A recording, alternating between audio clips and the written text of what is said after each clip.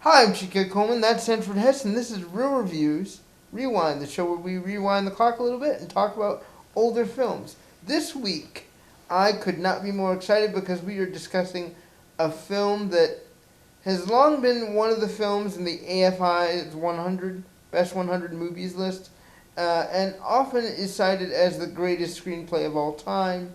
Roman Polanski's Chinatown, starring Jack Nicholson, Faye Dunaway, and Harvey Keitel. Sanford, you had minimal knowledge of this film, as I understand it, before. Well, I think like a lot of people, and it's on the greatest movie lists, but this is one I had never seen. And I had never seen it, which is surprising because of the two of us, I think I don't know. Am I more interested in film noir than you? I don't know. I think you're probably more of a noir guy. I think also at the same time you've seen more of these classics. The Criterion Collection is part of your regular go-to. So I think you're more of a classic film guy. Indeed it is. But describing the plot of this movie is going to be very difficult for me. We'll give it a shot. Okay. You're good at this. So, Jake is a detective in 1939, I believe it is. Feels like it's a little earlier than that, but go on. Yeah, they say it's in 1939. Okay. He's a detective, and he essentially gets hired by Faye Dunaway's character to find... Wait, is that right? Yes. Well, he's hired by a woman. Yes. To... A woman who... Well, actually, go ahead. Well, yeah, we'll tag team this. Yes. He's hired by a woman to take pictures of her husband, who she believes is cheating on her and having an affair. He gets those photos, and then it gets splashed all over the paper the next day.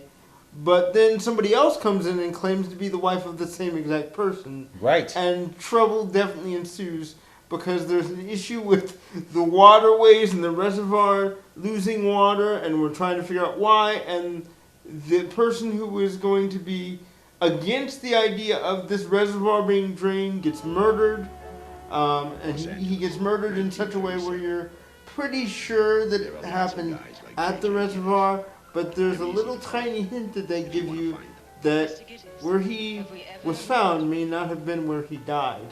And it's up to Jake to basically figure out how he was murdered, by who, and why.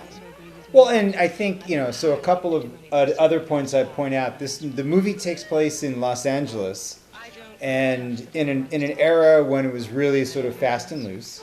Yeah, Los Angeles, that feels like New York. That's what I was going to basically Yeah, that's say. true, too.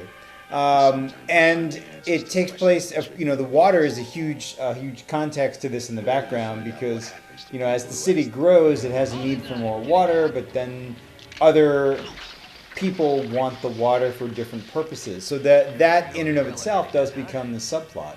Indeed. But Jake's story is the main story, and in Jake's story, he, unlike where he usually is sort of in command of the situation, he's got his two sort of subordinates who he bosses around, he's got a secretary he bosses around.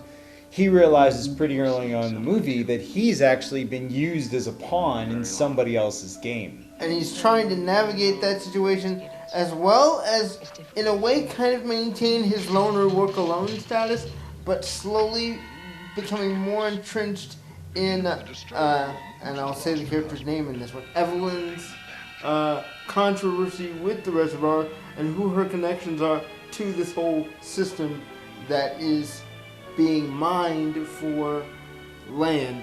And I know that sounds confusing, but let's just say the water is being drought from a specific place in Los Angeles for the purpose of getting land for cheap. Well, I think it's just the more general statement is people are ripping people off with the water. There's a sort of plot going on to make money, and Jake is trying to, he's trying to find out who put him in this situation, and he stumbles into this larger plot. Poor word. Stumbles into this larger rip-off going on, and decides to, see where that leads. Right. So. And this is the only detective film I've ever seen where somebody says, "I'm going to cut your nose," and actually does it. And man, that was hard to watch. So for me, I really loved the sequencing of this film. Everything has a rhythm, everything has a flow. There's not a wasted minute within this. You get answers, but it leads to 2 or 3 more questions every time you get one. And the characters, while they're not all likable, are people you're going to remember. Specifically when you're talking about Jake, played by Jack Nicholson, and Faye Dunaway as Evelyn. You really get manipulated into these lives of these people and into the situation Jake is in. You're ensnared, you're trapped, and you're like him, trying to get out. And I think all this basically hinges on the performance of Jack Nicholson. Who's in, this is one of those movies where he is sort of in the main shot of almost every frame of the movie. True, very true. And the thing is, he's not very likable. I mean, he softens throughout the film because of his growing connection to Evelyn and, him slowly finding answers where he gets to get himself out of the situation. But it's interesting to see him harden right back up when things go sideways. And they go sideways really quick in the third act. But it makes it much more of an interesting character study and an interesting character's journey. In film literary speak, they always talk about the character's journey growing from one place where they're acting a certain way to a climax when they learn something deeply meaningful about themselves, to an ending where they come out the other side and they say, okay, I know more now. This is a case of the character study of, I'm a loner, I want to be alone, I want to do this work alone, I've come up and I've found the answers for myself, so I feel good about it, and I might be able to emotionally invest, to somebody going right back down and being like, no, this world screws people over and I just have to be a part of it. But Sanford, what did you think of Chinatown? Well, I gotta say, I didn't enjoy this movie as much as I hoped.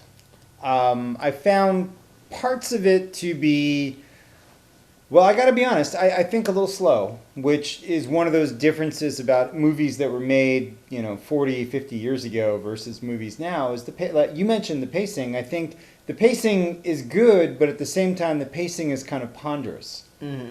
And that's just a style of movie making that was normal in the 70s, but is feels very different from how movies move along now.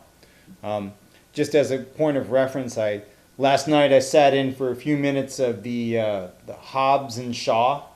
Ooh. Yeah, and I mean, you talk about a nonstop slam bang kind of thing. I mean, obviously the movie's completely different, but from a pacing perspective, it just speaks to me about how movies have changed over the past 50 years.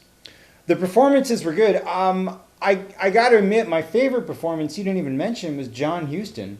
Yeah. As this sort of kind of out of it old guy who, I'm giving a little bit of away here, but this movie's been out for a while, who was sort of pulling the strings behind the scenes and is Faye Dunaway's father, and we'll talk more about that in a minute. Yeah, that gets interesting. Yeah, but his performance was excellent. He was just kind of out there, and I don't know much about the story of why he played the character that way, or maybe this is just me. Maybe he just is that way as a person. I mean, he was a director, right, and he did some acting, but not a lot. But this performance is really, he went in a weird direction with this character. I mean, I knew John Huston as a director, but I never knew that he acted, so I had no idea who the guy was the entire film. Oh. I was just like, oh, this dude clearly is the brains behind the operation, and I respect that because he's blunt and to the point, but I didn't love it as much as you did, mostly because I was just so stunned that Jack Nicholson pulled in something that I could consider a subdued performance. Yes, no, actually that's a good point. Jack Nicholson's performance is, I mean, that's one of the other thoughts I had watching this movie is it sort of presses all the buttons on the noir cliches. You've got the private investigator sitting in his office, the woman comes in, he's very low key, he's sort of just swimming through this movie as weird stuff happens around him. Mm-hmm. And I agree with you. Jack Nicholson does give a very subdued performance, and it works. It works very well here. I mean, if he had been more of a Jack Nicholson kind of character, Yeah. it would have been distracting from all the other story that's going on. And Jake would have been a slime ball. And it's not to say he's not disrespectful to the people around him, because he totally is. Right. But in a weird way, he's likable. You can understand why he would be so jaded in a town such as this. In a time such as this. Right. Well, and then the reference, the movie's title is a reference to situations that occur outside of the scope of the movie in Chinatown, which we sort of slowly over the course of the movie they drop hints, and then the final scene takes place in Chinatown. Yeah. We'll come back to the ending also in a few minutes, but that's a situation where I felt like it's kind of worked that there was some mystery to his character.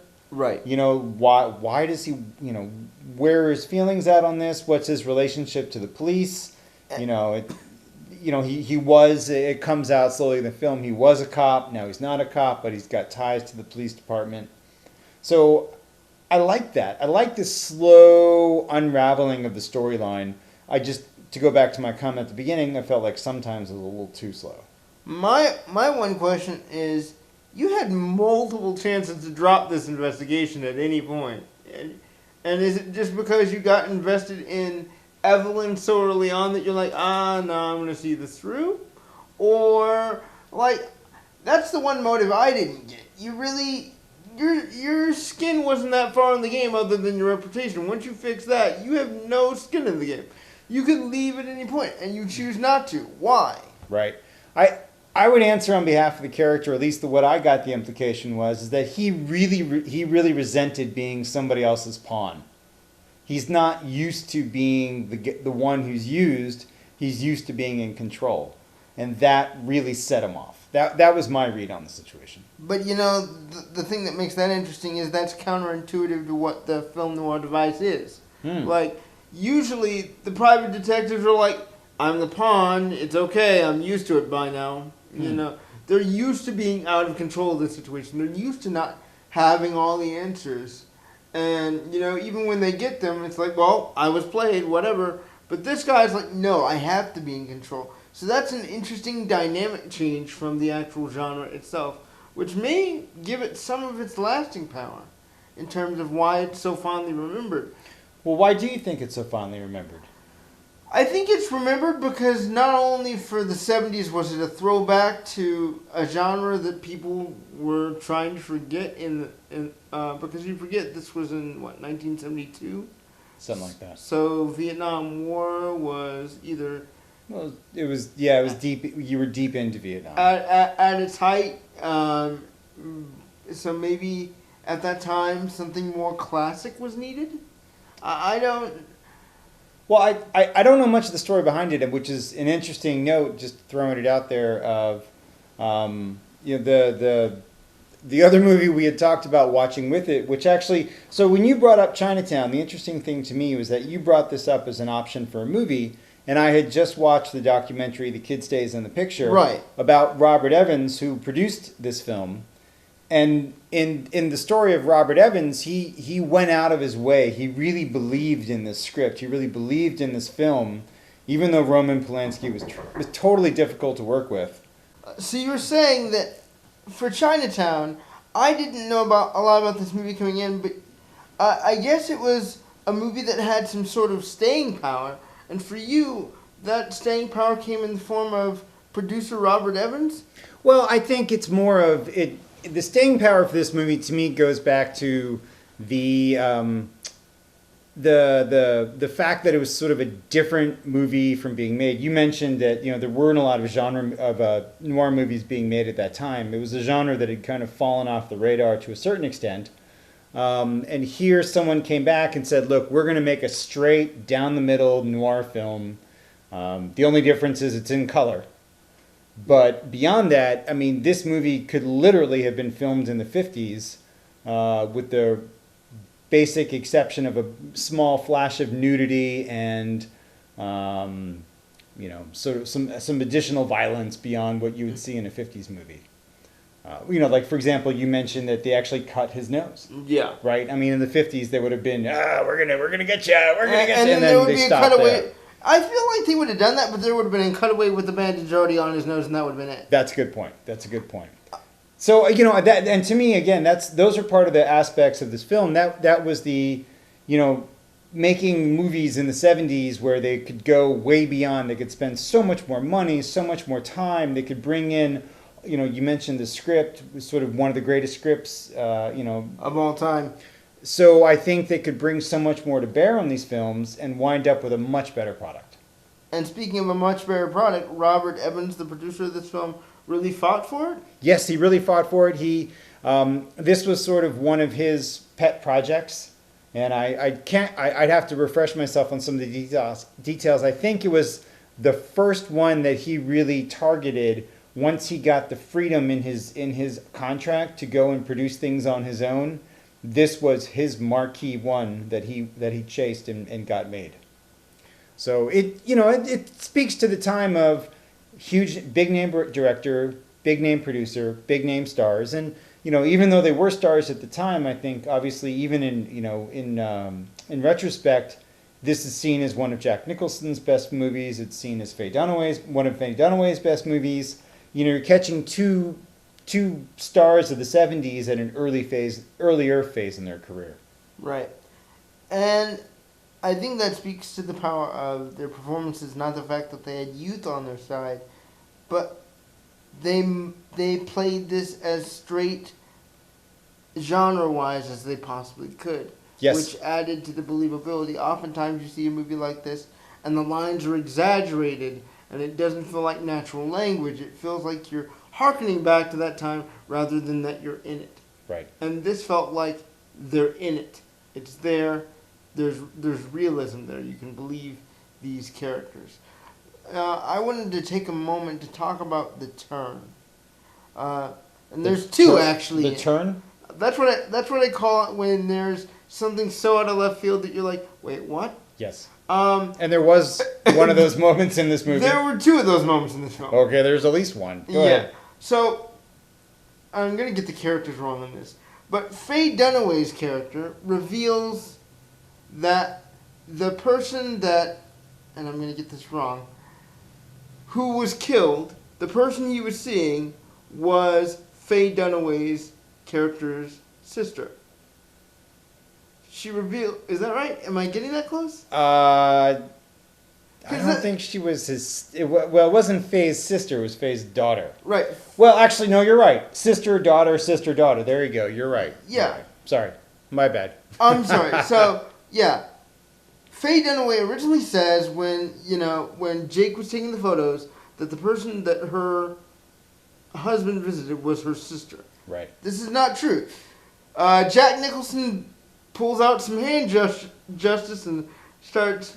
Which I gotta say, let me talk about that scene for a second, because of all the scenes in the movie, and this is something that, again, you were judging movies that are 50 years old against modern standards. Right. But the misogyny of him slapping her because she can't really say what she wants to say. That, of all the moments in the movie, that one was the one that to me stuck out as a really sour note. Yeah, vitally untrue. Like, even in a real argument, that would never, ever happen. Right. So, and it's not gonna, and nor is it going to be that effective. No. Slapping her, back and forth in order to get her to straighten up her story is just felt wrong on every level in the movie. Plus the fact that there was this, unnecessary violence against women. And I'm confused about whether he knew or not the sister-daughter thing. Oh, I don't think he did. I don't think he did. That was a very weird thing. So to give away a little bit of the plot, so this is, I think, worth noting, in terms of the sort of twist. What'd you call it? The turn. The turn of the film is that it is Faye Dunaway's daughter, but the father is her own father. Exactly. So, in effect, you were right. It is Faye Dunaway's sister because her father was the father, but it is also her daughter because she was the mother. Exactly. So, the child is the product of this incest, and And that turn. technically, it's not incest. Technically, it's rape because she says at 15 this happened to me. True. So that turn. Okay, so is it necessary for the film? That's a very difficult question. The answer to that, while I don't condone sexual violence on any level, Yeah. I feel that this movie didn't have enough power necessarily. It had the writing and the plotting of the script overall, but it didn't have that thing that makes you go, whoa. Remember when we were watching Murder My Sweet several reviews back, and there was that turn of he was trying to find this woman, Velma, and the turn, spoilers from a movie that's probably about 50 years old at this point, was that she was never dead in the first place, and that she had changed identities at some point in the film by the time Marlowe met her. That's a turn. And saying, my sister is my daughter, that's a turn. And it's kind of that unexpected smack in the face, well, what do you do with that information? Right. The only other turn you have after that is what happens at the end. The very ending. Yeah. Which, okay, let's talk about the ending. Because I gotta say, I like the ending. Oh, I love the ending. Yeah, and one of the things that I like in a movie is when the movie has the guts to end in a way that doesn't leave you whistling out of the theater. Yeah. And to me, I like the fact that they sort of tied up the resolution, yet had this very jarring ending. I'm going to say to you, this is what I like to call a Casablanca ending. Mostly because you end on the literally most unhappy conclusion humanly possible, and another character's like, forget it, man. It's Chinatown. Just like Bogart's character in Casablanca, you've lost the girl to the woman, or to the man that she loves. You're not gonna win this one. You've lost completely, and you're hanging on the fact that you got a random friendship that you hope is gonna carry you through for the rest of your life. That's kind of what it was. It's like you knew this town was going to be seedy. You just didn't know how yet, and now you do. That's Chinatown. Exactly. And I think there's something really powerful about that. I agree. It's kind of, I'm going to go really sociological here. It's kind of like the human spirit when we're all children, and as we grow and we change, how we are awakened to the realities of how dirty and messy and kind of filthy and disgusting life can be. And not only is the turn with the sister-daughter line part of that, but the ending where, well, I'm not going to spoil that for people who are still interested. The ending causes us to not only reconfirm those biases, but challenge why we feel that. And I think that's what makes it interesting. Much like the documentary you saw about Robert Evans that probably challenged your thought process on studio execs when you saw The Kid Stays in the Picture. Talk about that. I wouldn't say it challenged, but it informed. So, but wait, I'm gonna give you an exit question on Chinatown. Okay. So let's say it's in the top 100 films of all time. Deserved? Well deserved? Well deserved, but with an asterisk. Because that abuse scene doesn't need to be there. Yeah. And I believe there might have been a more clever way of introducing that rape side plot than the exposition that was used. Right. I think I agree with you that scene completely set aside. Does it deserve to be, say, in the top 100? I'm gonna go with no. Like my answer. Like this movie could be and stay in the top 100 if you change one thing about that movie. You'll like this. So throughout the movie, Jake's relationship with Evelyn changes to something romantic, right? There's nothing that prevents the film from having that secret revealed while they're in bed having that conversation before she has to go away. Like, there's something I didn't tell you, and it's important relating to the photos you took. Because she's going to see that in the paper. And she could say, well, the person you took a photo of wasn't, his wife, it was my daughter. Right. Who is also my sister. And he could be like, well, how in the world is that? There could be a much more, you're right, there could be a much more human way to bring that information. That could be a very succinct, vulnerable moment after the romanticness that occurred previously. Right. So I really enjoyed that. We have... Well, let me say this in terms of the kid stays in the picture. Yeah. So the closing thought here I'll put out there is that the kid stays in the picture is a documentary about Robert Evans, and it's told first person style. So it's really just one guy's telling story. Fortunately, he's an excellent storyteller. And one of the things that stood out to me is that, like, for example, he's relating phone conversations.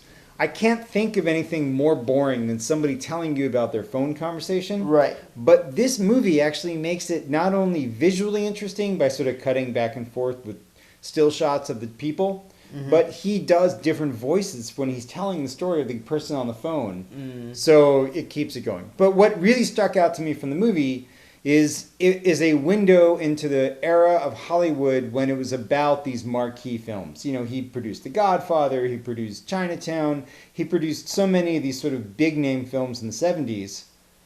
And it makes me wonder, in terms of our current slate of movies, we've been struggling to find movies to watch that, really seem worthwhile for the time. And I think that's because we're looking for things that speak to our soul, and fewer and fewer of those are actually getting the time to be fully released. Like, I can think of all the Middle Eastern films that I'm just excited to see because that's not a side of cinema I've been exposed to. Right. Well, that's true, actually. So some of the best movies being made these days, I was telling somebody this the other day, some of the best movies being made today are in genres that are way outside of the norm.